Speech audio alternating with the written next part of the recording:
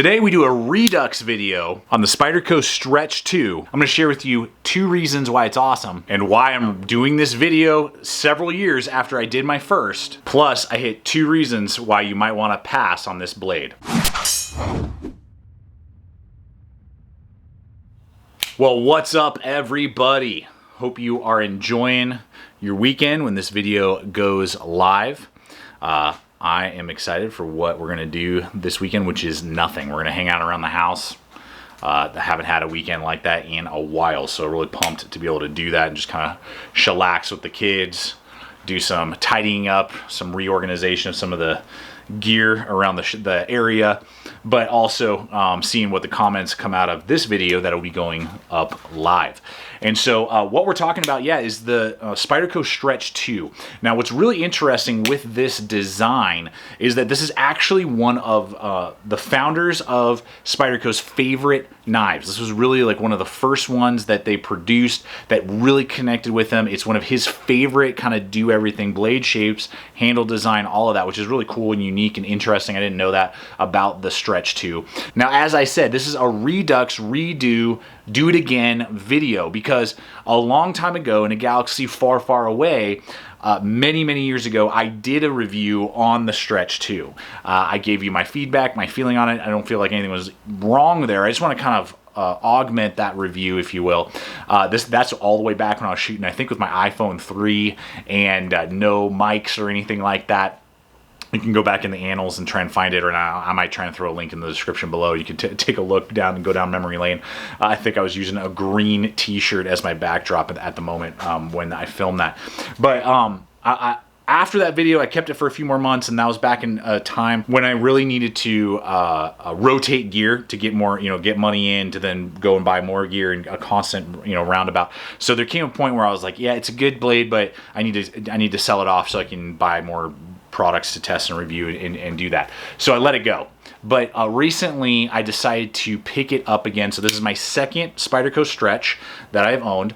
And what's really cool about this knife, and these are the things that we're gonna hit with you, and the reasons why I went back and I purchased this again. Because guys, I got so many Spydercos, I got more knives I don't know what to do with. Why would I go out of my way to buy a knife that I've already previously owned, that I was excited about but not like over the moon about? And what were some of the things that held me back from, keeping it around the first place? We're gonna hit all that today. You can get the Stretch in 3 different, as of right now, and they usually will kind of tweak stuff, designs. You can get them with the VG10 steel, which is what this model is and my original one was. You can get them with ZDP 1, I believe, steel, which is awesome, an awesome steel for not much more. These will usually go between like $80 and $90 for the VG10 version. The ZDP ones will go for, or ZPD? ZDP? I think ZDP. I think so.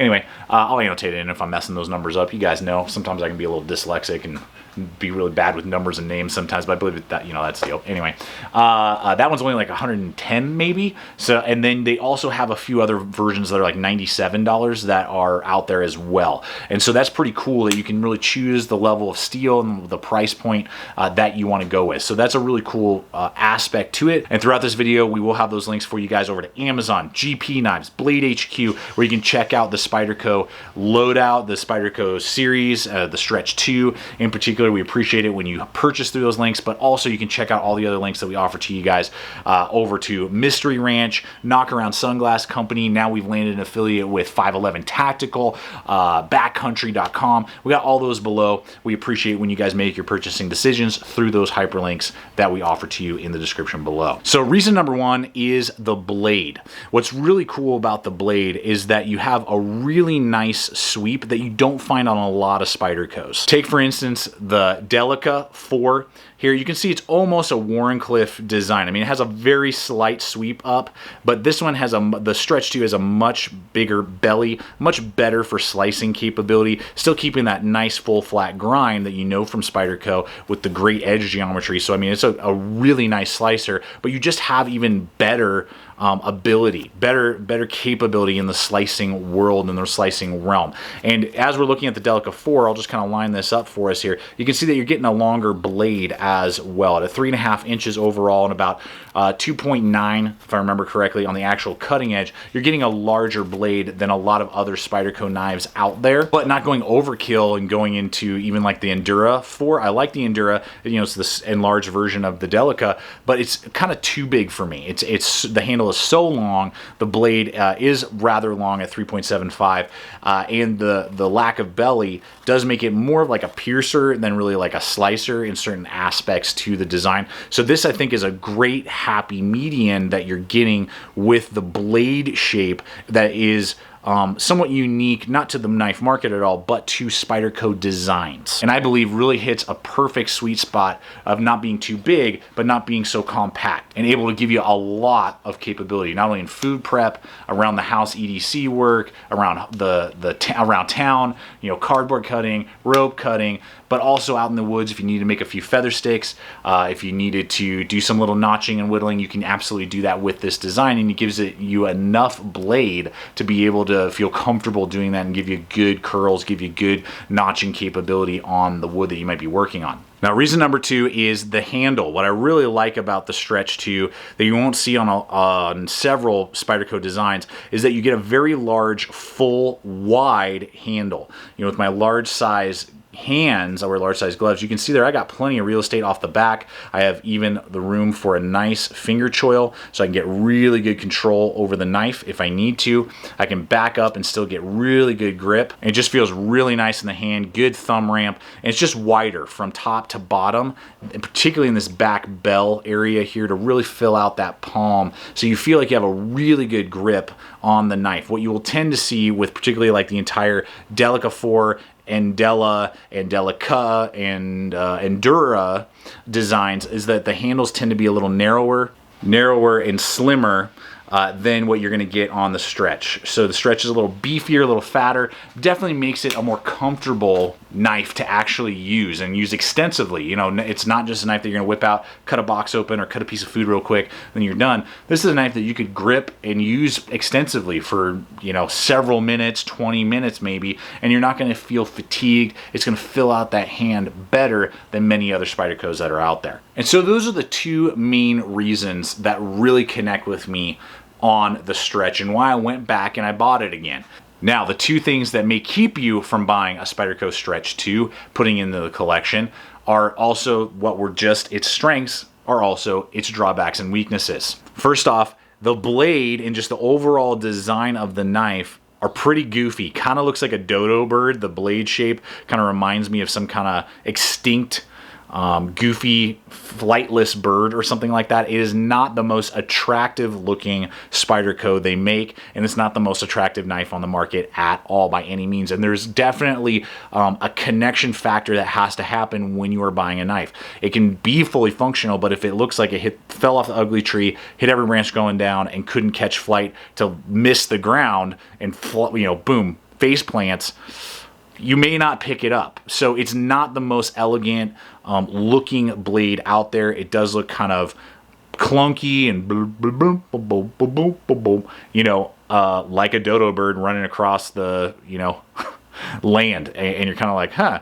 So there is something of a drawback of the overall aesthetics because of the lines and the blade shape and things like that, and the enlarged belled out back handle do make it seem kind of fat, clunky, pudgy in your in the overall design and how it looks. The other aspect is directly related to the handle. Though very ergonomic, fills out the hand fantastically well, it is a pretty large, wide handle, which tends to, particularly on certain days, take a little bit too much real estate in my pocket, particularly if I'm going to the office, if I'm maybe going for a night out on the town with my wife, and I'm maybe wearing a little bit slimmer pants with a little bit smaller pockets. You know, I don't have 511 Apex pants on or something like that.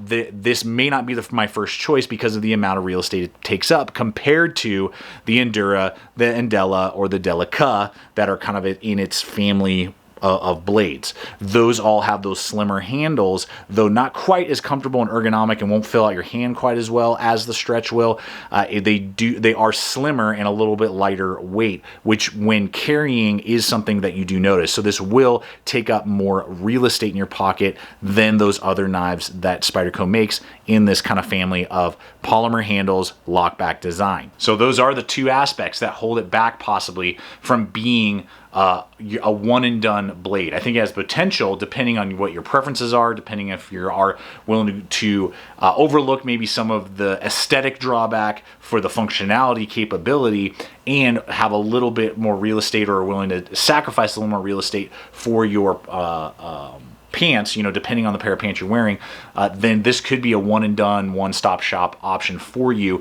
And the positives that I listed for you definitely outweigh the negatives for me. That's why I went back and picked this up and have it in regular rotation, particularly on days when I have the extra real estate in the pocket and I am going to be doing a lot of knife use. I want the slicing capability that the VG10 really nice full flat grind blade offers me, and I want that real estate on that blade to really feel comfortable in the hand with the handle, so that I'm going to enjoy using it for extended periods of time. A great hiking, backpacking, outdoor type of knife. It has a lot of those capabilities, and I think depending on what you're looking for, depending on what connects with you, is a great option to look at. The Stretch 2 is something I am glad I went back and purchased, and now it's going to stay in the collection because of that reason. That it has, particularly because I have a Delica 4, if I need the extra real estate in the pocket, I can go with that, slim it down a little bit. When I want the extra blade